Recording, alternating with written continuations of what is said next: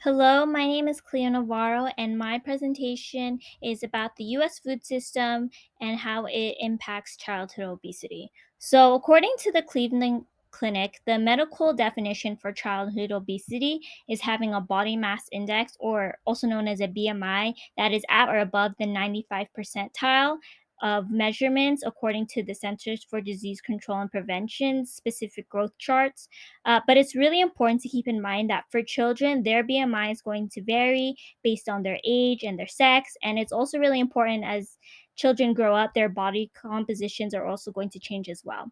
So, childhood obesity is a very serious public health issue in the United States. According to the CDC, the prevalence of obesity from 2017 to 2020 was 19.7%. So, this is 14.7 million children and adolescents who were obese during this time, and one of the biggest contributing factors to the prevalence of child obesity in the US is due to the US food system. We've seen a lot of changes to the US food system over the last 50 years, and there's been a major shift in our foods and the quality of them.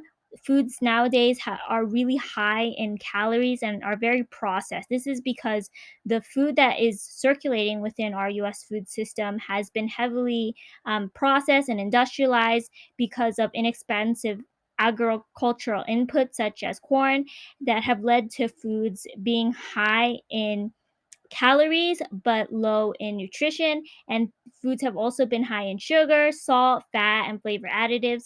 And also, people's eating habits have changed. A lot of people are not cooking at home as much, and instead they're eating at restaurants and snacking more. So their food habits have changed, their eating habits have changed. And due to this, and food environments and a whole bunch of other factors, this has contributed to widespread obesity in the US. So, the public health impact, it is one of the most challenging public health issues of the 21st century, and public health researchers associate childhood obesity with increased morbidity and a premature death.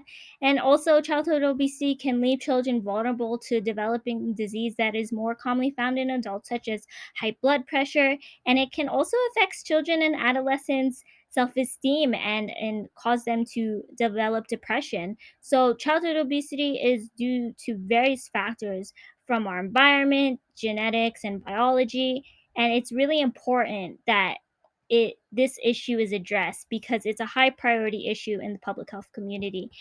As for epidemiological facts, according to the CDC from 2017 to 2020, 1 in 5 children and adolescents in the US were affected by childhood obesity, and childhood obesity is more prevalent in some racial groups, and the group that is most affected is non-Hispanic Black American children, with an obesity prevalence of 24.8% from 2018 to 2020.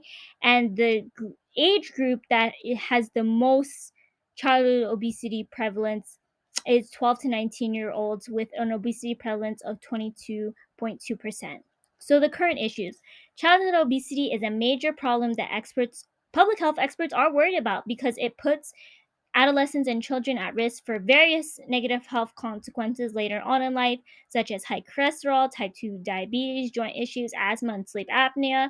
The prevalence of childhood obesity is still way too high, and there's a lot of health disparities because Hispanic children are the most affected racial group in the United States.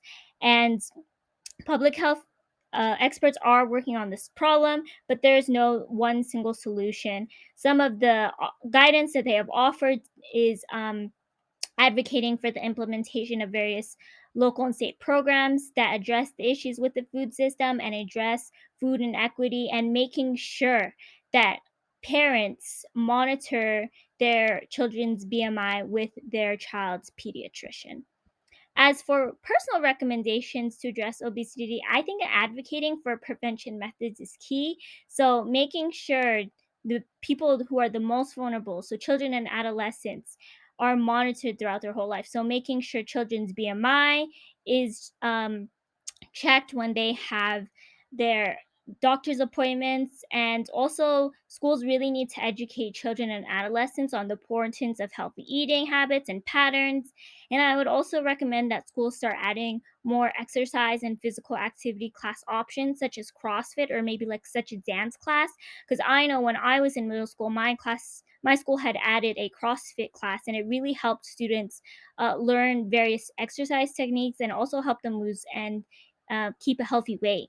So communities should also focus on implementing various grocery stores and farmers markets and food swamps in low income areas such as food deserts, so people can gain access to fresh and healthy nutritious foods, so children can have proper development.